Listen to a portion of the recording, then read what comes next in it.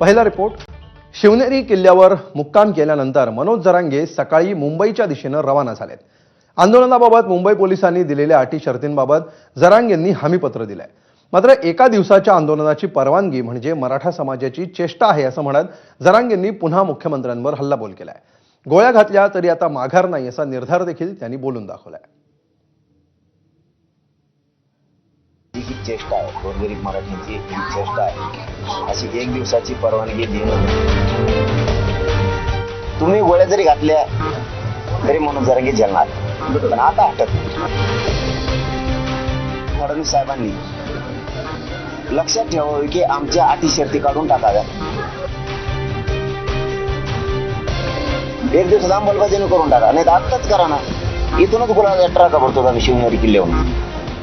मनोज जरांगेंना आझाद मैदानावर आंदोलन करण्यासाठी सरकारनं तुर्तास एका दिवसाची परवानगी दिली आहे. मात्र एका दिवसाची परवानगी म्हणजे फडणवीस सरकारनं मराठा समाजाची केलेली चेष्टा आहे असा हल्लाबोल शिवनेरी किल्ल्यावरून मनोज जरांगेंनी केला. एक दिवसाची दिली म्हणजे ही चेष्टा आहे, गोरगरीब मराठींची ही चेष्टा आहे. अशी एक दिवसाची परवानगी देणं म्हणजे तुम्ही तुमच्या अंगावरचं झटकून दुसऱ्यावर जाळ फेकून दिला असा अर्थ होतो. तुम्ही मोठं मन दाखवायला पाहिजे होतं, आणखी ना हातात आहे तुमच्या, असं काय नाही. मोठं मन दाखवून गोरगरिबांच्या वेदना ह्या खूप ह्या, त्यांच्या वेदना लक्षात घेऊन तुम्ही आम्हाला पूर्ण वेळ कायम मागण्याची अंमलबजावणी होईपर्यंत वेळ द्यावा. गोळ्या जरी घातल्या तरी मागे हटणार नाही असा निर्धार मनोज जरांगेंनी बोलून दाखवलाय. उद्या एक दिवस बसाल आणि परवाच मग परवानगी नाही, असं होऊच शकत नाही. असं होऊच शकत नाही. एक दिवसात मग अंमलबजावणी करा, जाऊ द्या. एक दिवसात अंमलबजावणी करून टाका, नाही तर आत्ताच करा ना. इथूनच गुलाब ट्रका भरतो आम्ही शिवनेरी किल्ल्यावरून. असं कसं होऊ शकतं? एक दिवसात उपोषण कसं करायचं? मग करा तुम्ही एक दिवसात मागण्या मान्य. तुम्हाला कोणती पकडण्याचा प्रयत्न आहे? समाजाला मूर्ख बनवते, ते अपमान करतात माझ्या समाजाचा आणि माझा पण प्रत्येक वेळेस जाणून बुजून. कारण मी मॅनेज नाही होत, पण मी हटत नाही फडणवीस साहेब. हे बघा, तुम्ही गोळ्या जरी घातल्या तरी मनोज जरांगे झेलणार, पण आता हटत नाही. एका दिवसाची आंदोलनाची अट मान्य नाही असं ठणकावून सांगणाऱ्या मनोज जरांगेंनी इतर अटी मान्य असल्याबाबत पोलिसांना हमीपत्र दिलंय. धरणं निदर्शनं सकाळी 9:30 ते 5:30 या वेळेतच करू. आंदोलकांची संख्या दिलेल्या मर्यादेतच असेल. धरणं निदर्शनं सभा विहित ठिकाणीच असेल. आंदोलनात काठ्या, बंदूक, भाले, तलवारी वापरल्या जाणार नाहीत. आंदोलनात कुणीही चिथावणीखोर भाषा वापरणार नाही. सार्वजनिक मालमत्तेचं नुकसान, शासकीय कर्मचाऱ्यांवर हल्ला, जाळपोळ अशा कृती करणार नाही. कोणत्याही धर्माचा अपमान करणार नाही. प्रार्थना स्थळाला धक्का पोहोचवणार नाही.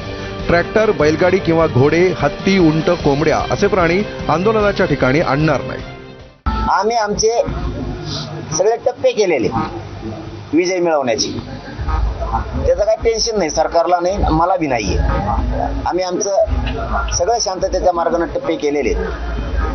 एवढी विनंती सन्माननीय मुख्यमंत्री साहेब फडणवीस साहेबांनी लक्षात ठेवावी की आमच्या अटी शर्ती काढून टाकाव्या. आणि पोरांनाही माझं सांगणं आहे, तिसरी गोष्ट पुन्हा एकदा, लढताना फक्त संयमाने शांततेने लढा. पोलिसांनी अटी शर्तींसह दिलेली परवानगी आणि मनोज जरांगेंनी दिलेलं हमीपत्र यानंतर देखील काही प्रश्न अनुत्तरितच राहत आहेत. जरांगेंचं आंदोलन आणि काही प्रश्न. जरांगे आणि सरकारही चर्चेला तयार आहे, मग चर्चा का होत नाही? जरांगे म्हणतात वेळेची अट सोडून साऱ्या अटी पाळू. वेळ उलटल्यावर पोलीस काय करणार? 5,000 आंदोलकांच्या मर्यादेचं उल्लंघन होऊ नये म्हणून जरांगे काय पावलं उचलणार?